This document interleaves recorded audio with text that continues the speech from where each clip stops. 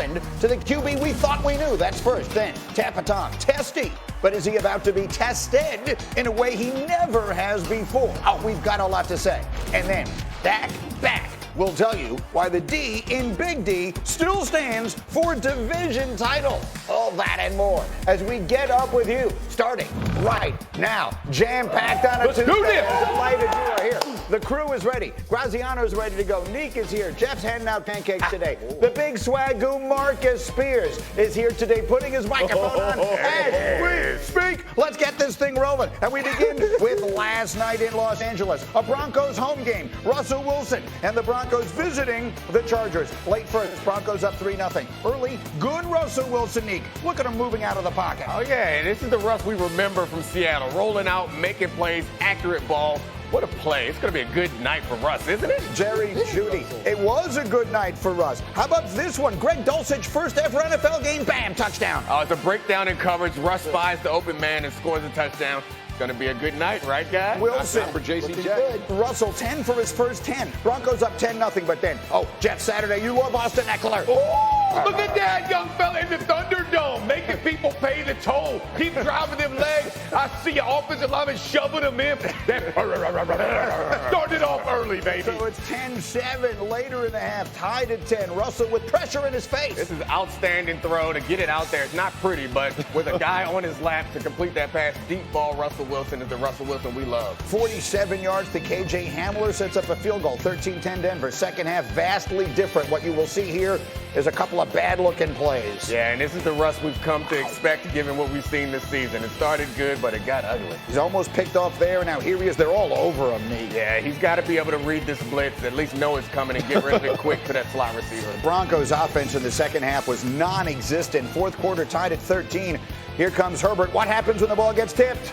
Oh, interception, turnover time, tip drill. Oh, don't turn it back over, though. Baron Browning, he fumbled it, but they get it back. Get on so that the money. Broncos would kick a field goal, go up 16-13, just over 5 minutes to go. How about Herbert, Jeff Saturday? Under pressure here, we're going to see a pass interference on the throw to Joshua Palmer. Critical call. Is it a good call? Yeah, it's a good call. Listen, they got called the whole night. Both teams played sloppy football. You pay the price on an enormous down. It was a festival of flags. Field goal leads it to overtime. And the way this game was played, Neek, you knew it would come down to a mistake. Yeah, this is a sad way to end the game, but the game was kind of sad all night. So muff punt to set up an injured kick. Yeah. That's what it was.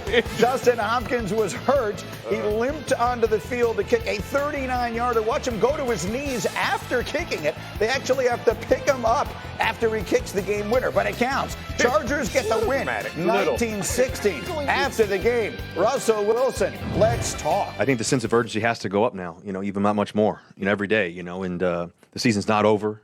There's a lot more to do. The only thing that matters is us winning. I'm not going to sugarcoat it. The only thing that matters is us winning and finding a way. Let's be as direct as we can. If you did not stay up for this game last night, in the second half, Denver basically didn't have an offense. They went 3 and out on 4 of their 7 drives, and those are Russell Wilson's number. 3 of 11 for 15 yards. That is the fewest yards he's ever had in any half in his NFL career. Marcus Spears, I start with you. It's one thing for Russell Wilson not to be a superstar, not to be elite. Right now, what is he, Swagoo?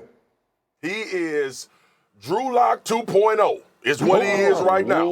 And they were trading for Russell Wilson, and all of the talk that we had leading into this season with Denver and getting Russell Wilson, the AFC West is going to be the best division in the history of the league. And now we get this version of Russell Wilson. And I keep hearing people say, this is what Seattle knew. Seattle ain't know this. Seattle ain't think Russell Wilson was going to be this bad as what we've been watching. Here's the deal, too, man. I'm going to put it on Russ' shoulders. But right now, you saw offensive line problems. You saw play calling issues. But you paid $240 million for your quarterback to overcome some of those things. And Russ is just not doing it. Russ ain't cooking. He ain't making hibachi. He ain't making appetizers. He ain't making nothing. This looks so bad. This looks so bad. And think about this, guys. A Russell Wilson-led Denver Broncos team just got beat by a hurt kicker. Because Justin Herbert and them ain't do nothing either. Yeah. They ain't do nothing on the other side either. It wasn't no pressure on you offensively to be explosive like that. You wasn't even explosive enough to win this game. The kicker, who was hurt, beat the Denver Broncos. It's bad, bro. It's terrible. And because their games have been on standalone national TV 4 out of the 6, we've all seen it. So here's what I think the fan wants to know right now, Jeff Saturday. Because Russell Wilson is one of the biggest names in the sport, and he just got the huge contract and everything else. So to whom much is given, the expectation. Yeah. How much of the mess we are seeing falls on the quarterback? Ooh, listen, if you're going to give him the credit, give him the blame. Like that's football, right? Like we're going to anoint dudes as, hey, they carry us to the promised land. Well, right now we ain't getting carried anywhere. And the two worst stats are 4 primetime games for the Denver Broncos. That's the worst stat. But the other is they had 9 pressures last night in the second half. He was pressured over 60. So there is some to be passed around, not just to Russell Wilson. The receivers that everybody lauded in this offseason, this is a great group of wide receivers who are going to find ways to make all these plays. Ain't nobody in Denver making plays offensively. I mean, this is as bad as it gets. And listen, I know channels got changed last night. Dang, if I didn't get paid for it, I'd have changed my channel too. But it's absolute insanity that we can't go anywhere offensively with Hackett and Russell Wilson. Something's brewing, and it ain't good in Denver. Yeah, I just wanted to go to sleep.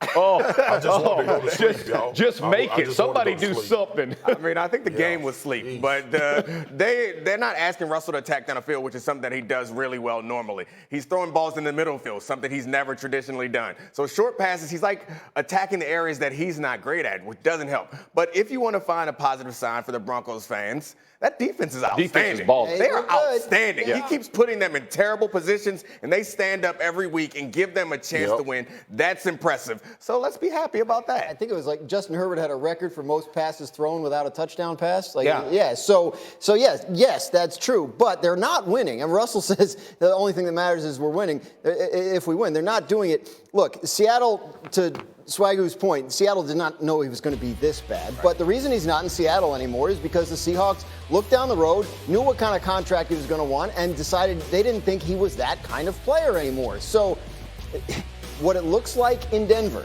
and again, I'm not saying it's this, but this is lending credence to the theory. It looks like a team that hired a head coach because they thought it would help him get Aaron Rodgers, and then didn't get Aaron Rodgers. And now it seems like the fit between the two is bad. He's been hurt, right? He had something done on his shoulder. Had hurt his hamstring in the game last night.